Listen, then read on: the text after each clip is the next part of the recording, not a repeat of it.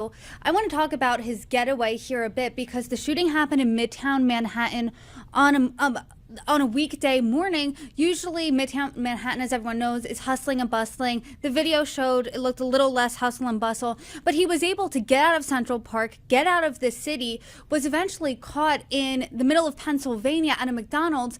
Do you think that that was an amateur mistake, or do you think that he wanted to get caught? Do you think he made a lot of mistakes on the way out? What do you make of that?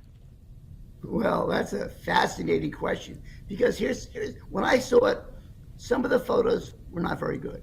Then the photos became, as more became available, I thought to myself, somebody's got to look at that photo and say, hey, I know that dude, right? And nobody did, apparently. As far as I know, nobody did. And he was caught by a stranger at a Pennsylvania McDonald's and looked at it.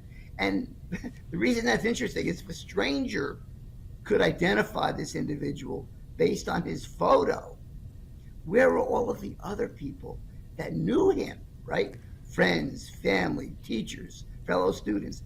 Where were they? I mean, maybe they did call NYPD. I don't know, Miss Lewis, but it strikes me as disconcerting.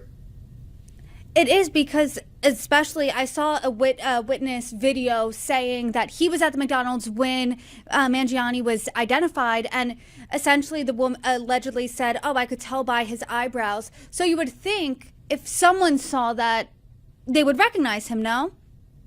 Exactly. That's my thinking too, right? I mean, it's not as if this case didn't get oodles of publicity from multimedia outlets everywhere in the country, if not the world. You think, I believe, based on this conversation, that this could have been a deliberate attempt at fame. So do you think the praise and sympathy that Mangione has gotten by so many people on social media and other places, do you think that that could feed into more crimes like this? Oh, unfortunately, definitely yes. I think there is a significant risk of copycats that really cause a lot more social upheaval and could have a very bad effect on the lives of ordinary Americans. And to that point, some media organizations, after a school shooting, refuse to publicize the alleged shooter's name, just to not give them the infamy that they could be looking for. Obviously, this is different. This is an assassination attempt, what it appears to be on an adult. So, how do you think the media is covering this? What would you grade the media's coverage? Well, the media has covered it thoroughly, and to its credit, the media has to receive, in a sense, an assist with discovering and nabbing him. Because when you take a step back, this was a stranger on stranger crime, ordinarily difficult to solve, especially within a week. And this was solved. He was arrested within a week, and apparently without any help from friends and relatives. And I think a large part of this is the people were put on alert. People, whether at McDonald's or elsewhere at the hostel, it's just people were on alert. And frankly, with all the high tech we have, and some of it is great, no doubt, the facial recognition technology, the ability to surveil with street cameras and so forth, but there still is a need for human intelligence. Thank God for that. There are a lot of shocking elements when it comes to this case. Just how brazen the attack was, the location of where it was in Midtown Manhattan, the fact that this was a healthcare CEO, and it seemed to tap into something palpable that people feel about the healthcare industry. So knowing all of these factors, what specifically are you looking out for next? Well, I think two things might, and I don't know the future, but here one pathway is probably the best pathway, is things get quiet again and heat up again only when he's actually facing the jury in New York City, right?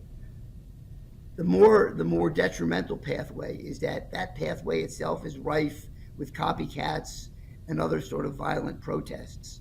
So, I mean, I don't know what's going to happen, but if you don't hear or see much going on between now and his trial date, I think that's overall about the best that we can hope for.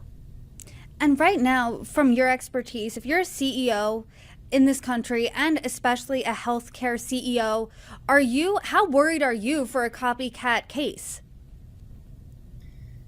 Well, you have to be worried because you have to be worried in a number of respects, right?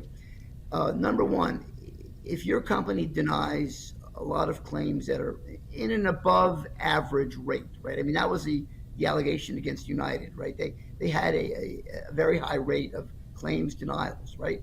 But the problem goes much deeper than that because it only takes one denied claim, one person, him or herself, his or her family, that could trigger this sort of, yeah, this happens all the time.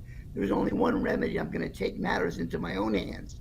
So it's not just whether you have a policy that results in an inordinate number of rejections, but any one rejection from any policy, from any company at all, could trigger this kind of, oh, this response is okay. See how much support he got? This is the right thing to do. This is a necessary evil, and on and on and on. And that's chaos.